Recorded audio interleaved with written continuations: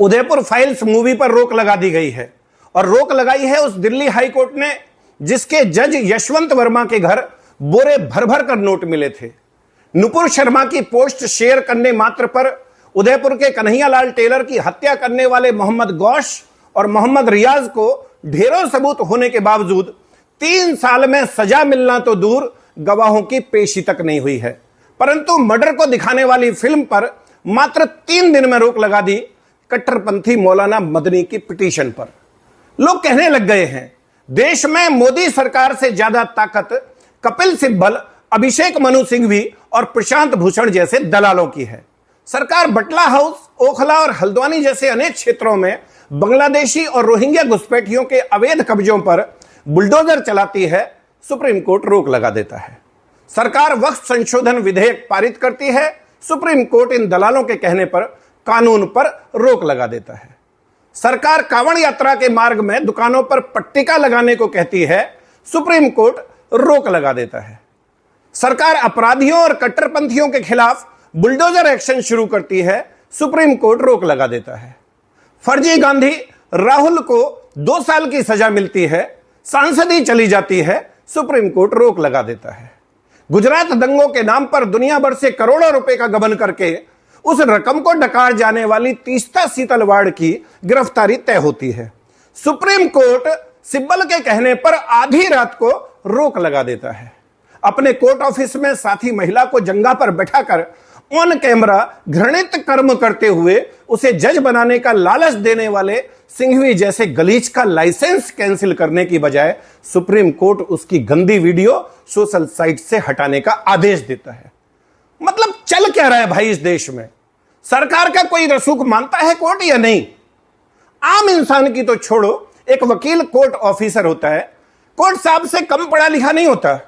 उनकी कोई वैल्यू है या नहीं साहब की नजर में? हिंदू की तो खैर कोई औकात है ही नहीं इनकी नजर में। देश के प्रधानमंत्री जिनकी लोकप्रियता वर्ल्ड लीडर की है, लगातार तीसरी बार चुनकर आए हैं, आवश्यकता से अधिक आदर सम्मान दे रहे हैं, वो भी नहीं पच रहा है जज साहब लोगों को। देश में हिंदू बहन बेटियों के साथ लव जिहाद पर आप आंख मूंद लेते हो, मौन हो जाते हो आप जबरन धर्म परिवर्तन पर, तुष्टीकरण पर और जनसंख्या असंतुलन पर। बांग्लादेशी और रोहिंग्या घुसपैठियों पर सरकारी कार्रवाई शुरू होते ही आपकी छाती में दूध उतर आता है। परंतु 5.5 लाख कश्मीरी पंडित अपने ही गांव घर से पलायन करने पर मजबूर कर दिए गए, आप शांत बैठे रहे। कोई इतना एक तरफा कैसे हो सकता है जज साहब? कैसे? आप भी इंसान हो, एक बार दिल पर हाथ रखकर सोचो कि आप और आपका पूरा परिवार, कुनवा खानदान और पूरा का पूरा गांव उजाड़ दिया जाए, भगवान कभी ना करे आपकी बहन, आपकी बेटी के साथ कश्मीरी पंडित गिरजा टिक्कू की तरह सामूहिक दुराचार हो।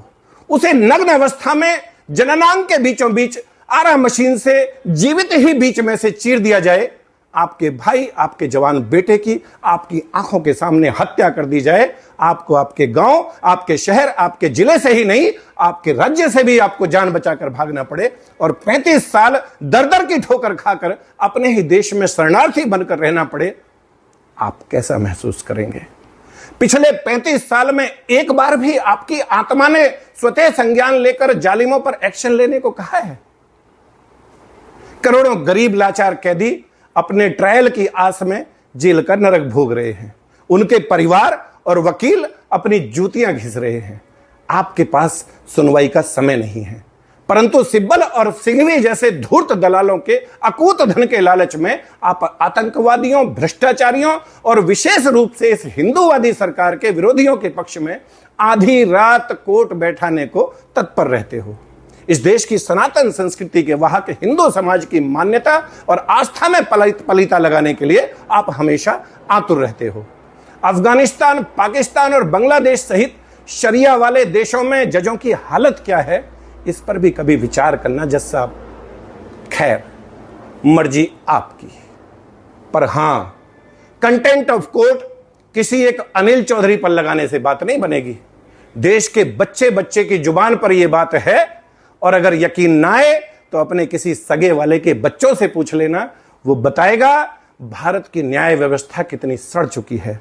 वो बताएगा कि सब लोगों का मानना है कि भारत में अगर कोई विभाग सर्वाधिक भ्रष्ट है तो वो जुडिशरी है, और ये आपकी अवमानना नहीं, आपकी शाख बचाने की कोशिश है। अभी भी मौका है, बचा लीजिए अपना रसूख जज साहब। कॉलेजियम सिस्टम को कूड़ेदान में फेंक दीजिए। न्यायिक व्यवस्था में आमूलचूल परिवर्तन की आवश्यकता है।